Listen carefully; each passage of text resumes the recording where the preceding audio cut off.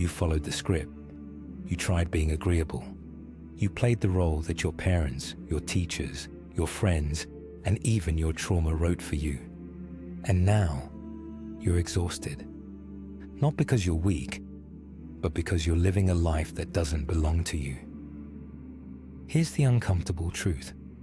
The person you call me is, in large part, a mask, a defense mechanism, a costume stitched together from approval-seeking fear and the desperate need to belong. But you can't feel whole by living as a fragment of yourself. And in this video, I'm going to show you how Carl Jung's most dangerous idea, psychological death, is actually the key to your freedom. By the end of this video, you'll understand what it truly means to kill your current self. Not in the way people casually talk about reinvention, not in the shallow way self-help tries to sell you a better version of yourself, but in a deeper, more terrifying, and far more liberating way. A full-scale breakdown of the identity you never chose so you can become someone real. Because if you don't go through this inner death, you'll live your whole life trapped in someone else's dream. And the price for staying safe is your soul. But if you're willing to walk through the fire, something incredible waits on the other side. Not more potential, not more confidence, but something you've been aching for without even knowing it, wholeness. So don't look away now, because in the next few minutes, you'll begin a process that most people will spend their entire lives avoiding. And once you see what you're about to see, there's no going back. Let me ask you something. Who are you really? Not your name or your job, not the version of you that your friends describe or your family expects. I mean the part of you that exists when no one is watching, when the masks fall away and there's nothing left to impress, perform, or protect. Most people struggle to answer that question, and for good reason. Because the uncomfortable truth is that the person you believe yourself to be, the you carry around in conversation and memory, isn't entirely real. It's not your fault. From a very young age, we begin constructing an identity based not on truth, but on survival.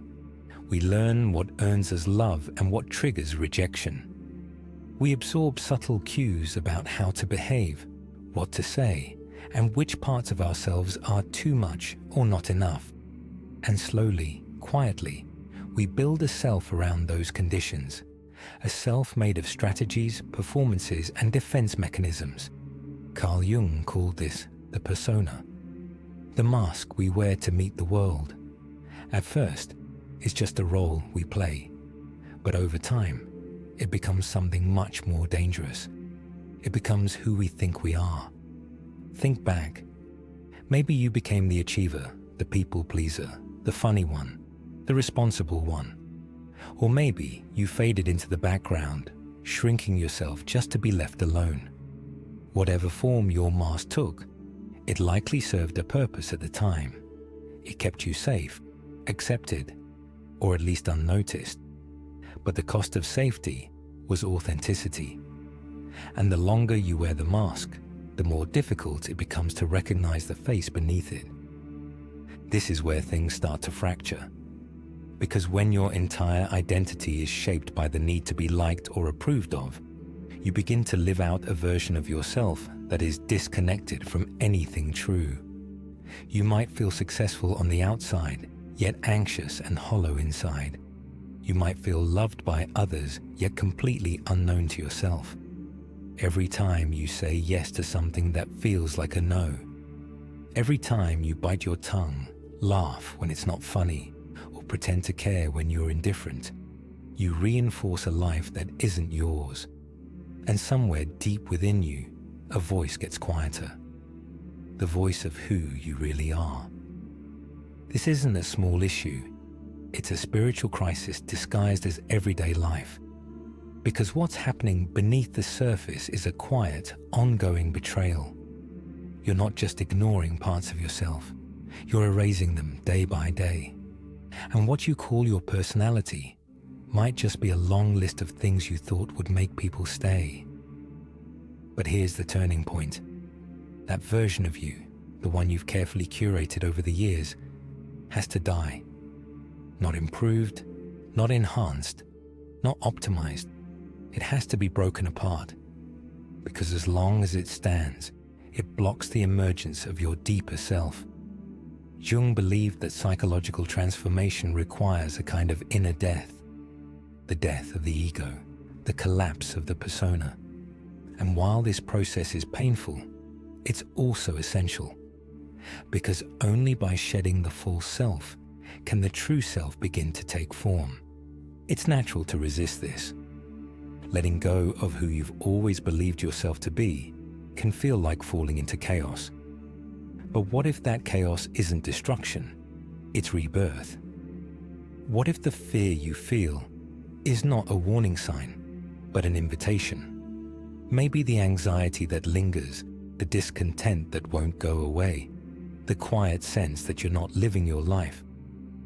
Maybe all of that is pointing to something sacred, a self you've never truly met. And here's what you need to know. The parts of yourself you've exiled, the emotions you suppress, the thoughts you deny, the instincts you silence, haven't disappeared. They've just gone underground. And in the next part of this journey, we're going to look at what lives in that underground. Because what you find there may scare you, but it may also save you. In fact, there's something strange that happens once you start peeling away the layers of your persona. You begin to sense there's more to you than you've allowed into the light. Something waits beneath the surface. Not just a truer version of you, but something darker, more chaotic, more wild. And you can feel it, can't you? In the moments when your mask slips, when your reactions surprise even yourself, when your emotions seem disproportionate, or your envy catches you off guard.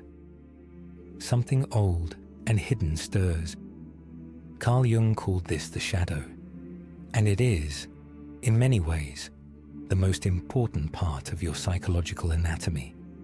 The shadow contains everything you have pushed away, everything you've denied, everything you've repressed in order to appear good or acceptable.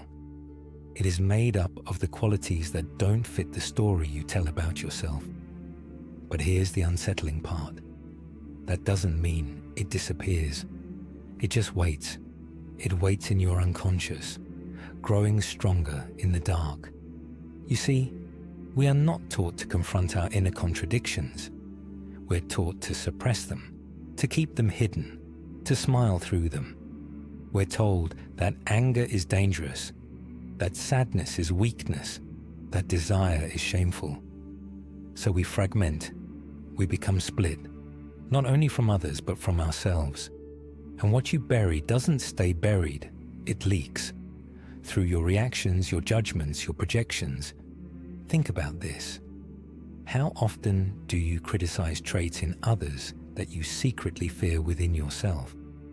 How often do you meet arrogance, manipulation, or selfishness with a kind of burning hatred? Not because they're foreign to you, but because they're too familiar. That's your shadow, projected outward, masquerading as morality or disgust. Jung warned that until you make the unconscious conscious, it will rule your life, and you will call it fate. And the tragedy? Most people will spend their lives running from this confrontation. They'll seek distraction, comfort, validation, anything to avoid meeting the parts of themselves that feel incompatible with who they think they should be. But you're still here, and that means something. It means you're beginning to suspect that freedom doesn't come from being good in the eyes of the world. It comes from being whole in the eyes of yourself. Meeting the shadow is not about indulging in chaos or giving in to your worst impulses. It's about recognition, about honesty. It's about turning toward the part of yourself you spent years pretending wasn't there and saying, I see you. Because what you repress doesn't just include the unacceptable, it also includes the powerful. Your assertiveness, your creativity, your boundaries, your primal instincts, all of these can become trapped in the shadow if they were once punished or ignored. And this is where the transformation truly begins. Because when you shine a light into the dark corners of your psyche, what you find is not evil. It's wounded. It's unfinished. It's full of potential.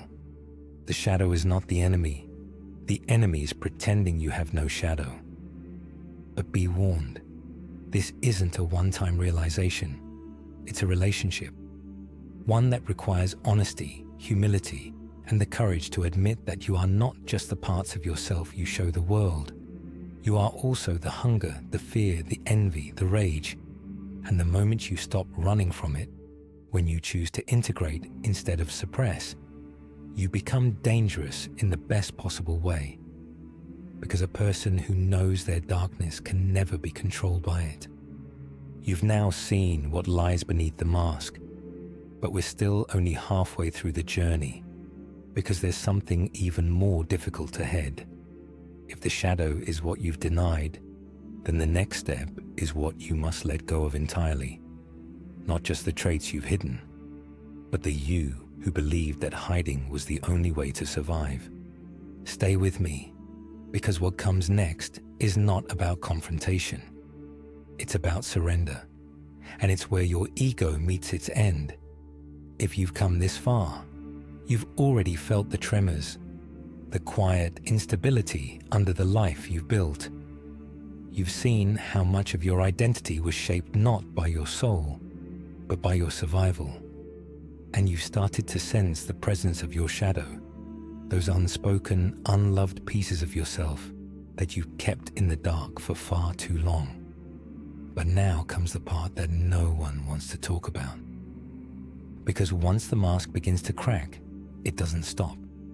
The performance breaks down. The old roles stop working.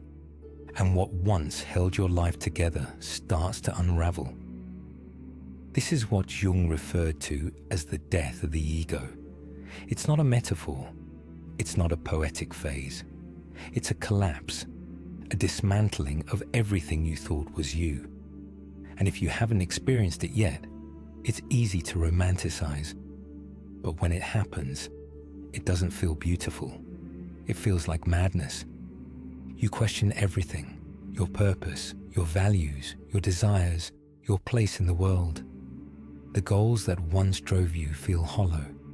The relationships that once defined you feel distant.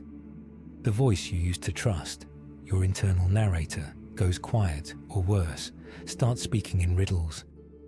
There's a confusion that settles over you, a spiritual vertigo. You're not who you were, but you're not yet who you're becoming. And in this in-between place, fear takes the stage. You may begin to grieve, not just what you've lost, but the person you never really were. You'll feel untethered, like a ghost walking through your own life, and the temptation to cling to the old self becomes overwhelming. You'll want to pick up the pieces of the mask and glue them back together, to smile, to comply, to return to something familiar, even if it was fake. But this is where the real transformation begins, because this is the point where most people turn back. They try to heal without dying. They try to evolve without surrender. But you can't trick the process. The ego doesn't dissolve through effort. It dissolves through letting go. Carl Jung wrote that you do not become enlightened by imagining figures of light, but by making the darkness conscious. This is that darkness. Not the kind you conquer, but the kind you become aware of. It's the awareness that the you you've worshipped, defended, polished, and preserved isn't the whole story. That beneath your need to be seen, liked, and understood, there was something truer calling out for your attention. And now it has your attention. But here's the paradox. The more you try to resist this inner death, the more it hurts. The more you fight to hold on to who you were, the more suffering you create. True freedom begins the moment you stop resisting and allow the old self to die. not because it was evil, but because it was finished. There is nothing passive about this surrender. It is the most courageous act you'll ever commit, because it means stepping into the unknown without guarantees, without identity, without narrative. It means trusting that on the other side of this disintegration, something real waits for you. It won't look like what came before. It won't be measured in achievements or external validation. It will be quieter, deeper, more grounded. You'll feel it not in your image, but in your bones. And though this death feels like an ending, it's actually an opening, not a collapse, but a clearing. A space for the self that was never allowed to emerge. So if you're in this place now, if the old ways no longer fit, if your roles feel hollow, if your life feels like it's falling apart, don't panic. You are not broken, you are becoming. But there is one more thing you need to know, because from this death, something waits to be born. Not a better version of you, but the version that was buried beneath all the noise. The one who doesn't need to be improved, only remembered. And in the next part of this journey, we'll step into that rebirth. We'll talk about what it means to walk out of the fire, not as someone new, but as someone finally whole. So take a breath. You've made it through the fall. Now comes the rising. There is a moment, quiet, almost imperceptible, when the storm begins to settle. After the tearing down of the false self, after the collapse of everything familiar, there's a strange stillness. At first, it feels like emptiness, a kind of psychological silence. You've let go of who you were, but who are you now? This is where most people expect something dramatic, some instant realization, some cosmic unveiling of purpose or peace. But it doesn't arrive with fanfare. It arrives slowly, subtly, like the way dawn breaks, not with a sudden burst of light, but with a gradual lifting of the dark. And as your eyes adjust, you begin to see something unexpected. Not a new self, but your original one. The person you were before the world told you who to be. Before the mask, before the fear, before the fractures and the roles and the pleasing and the pretending. Carl Jung called this process individuation.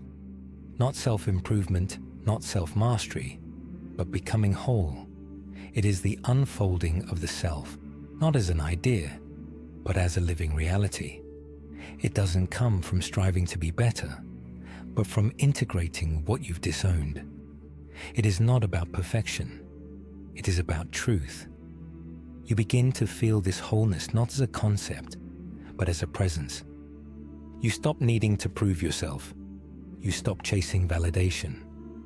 You no longer crave applause for the mask because the person behind the mask has stepped forward. And that person is enough. But don't mistake this for some blissful plateau. The rebirth of the self doesn't mean life becomes easy. It means it becomes real. You will still feel pain. You will still face doubt. But those emotions no longer threaten your identity because you are no longer performing one. You are no longer trying to fit into a world that demanded your fragmentation. You're showing up as a whole being, and that changes everything. Wholeness doesn't mean you have no contradictions.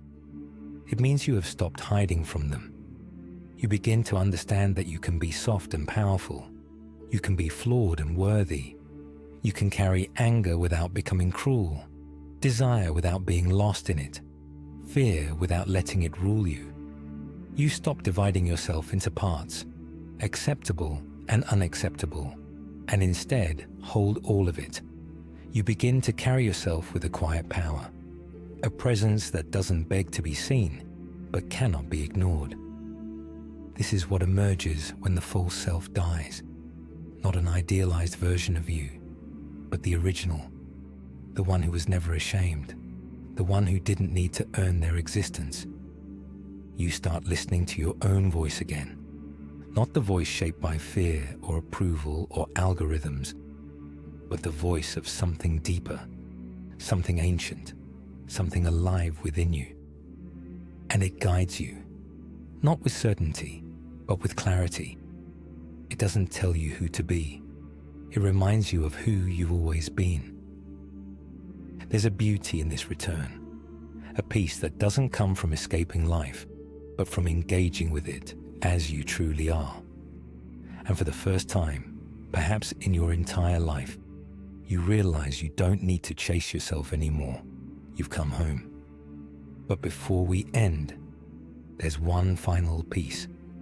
Because all of this, the collapse, the shadow, the death, the rebirth, it's still only a beginning. Now that you've seen who you truly are, the question becomes, how do you live from that place in the real world? How do you protect that truth, walk with it, speak from it? Especially in a world that constantly tries to pull you back into the performance. That's what we'll explore next. Because awakening means nothing if you don't learn how to live awake. So now you know. The person you've been performing is not the whole story. You've seen the mask, faced the shadow, walked through the death of the ego, and felt the quiet return of something more real. But what do you do with that truth? How do you live it? Not just understand it? Because here's the paradox. Realizing who you are is only half the battle. The harder part is not forgetting, not sliding back into the comfortable lie, not returning to the persona, because it's easier to be liked than it is to be honest. The world is seductive in its distractions.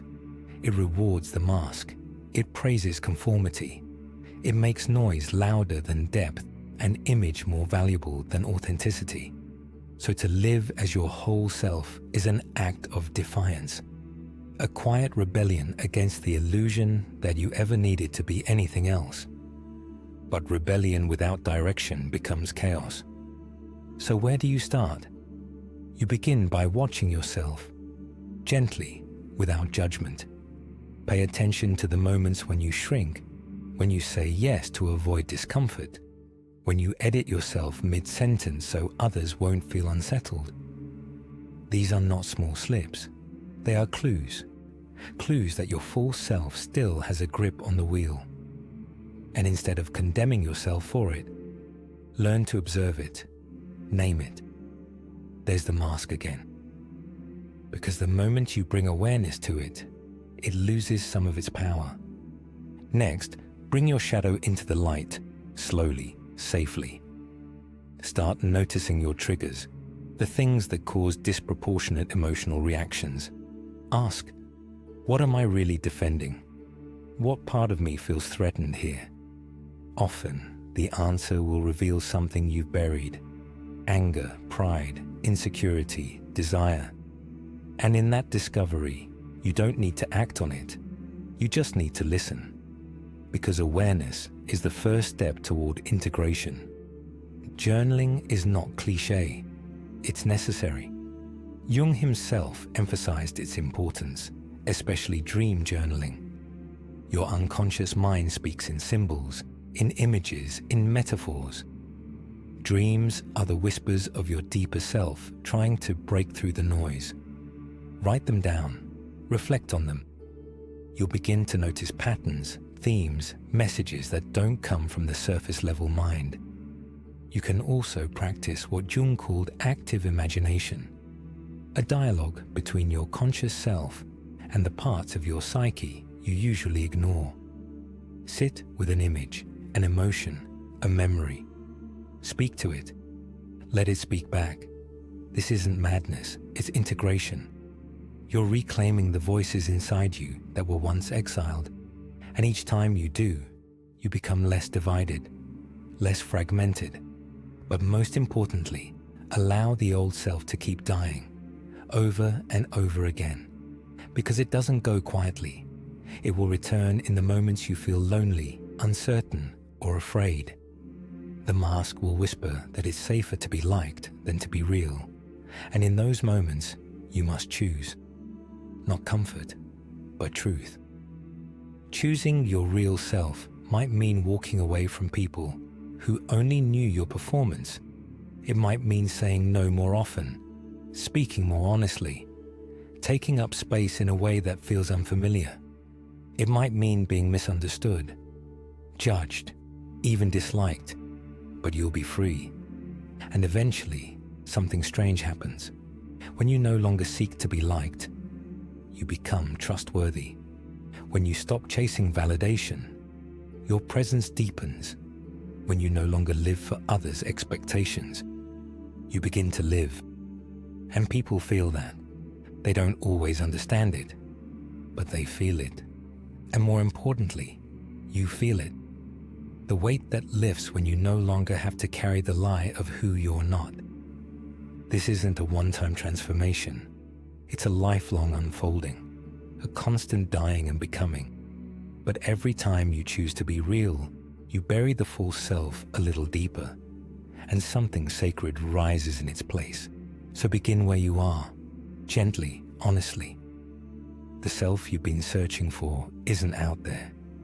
It's in the silence beneath the performance. It's in the part of you that never needed fixing, only permission to exist. And now, you have that permission. So now you've seen it, the mask, the shadow, the death, the rebirth. You've looked behind the curtain of your identity and glimpsed something rare, the possibility of becoming whole. Not perfect, not polished, but whole. Most people will never take this journey. They'll keep living the role they were given. They'll keep performing, pleasing, pretending, because that feels safer, familiar, predictable. And for a time, it works, until it doesn't. Until something inside them starts to whisper, this isn't it.